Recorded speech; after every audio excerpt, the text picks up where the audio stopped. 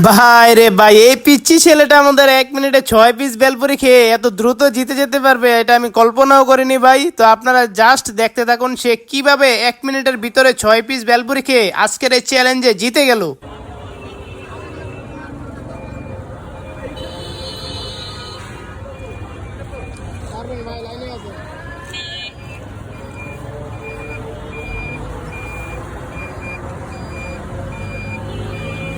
আবার 30 সেকেন্ড চলে ভাই। 1 মিনিট নিচে পালানো যাবে না ভাই, সব খাইতে হবে। খাওয়ার পর আগে খাবেন, মুখ খালি, ঠিক আছে? খাইতে হবে, খাইতে হবে, পালানো যাবে না কোনো কিছু।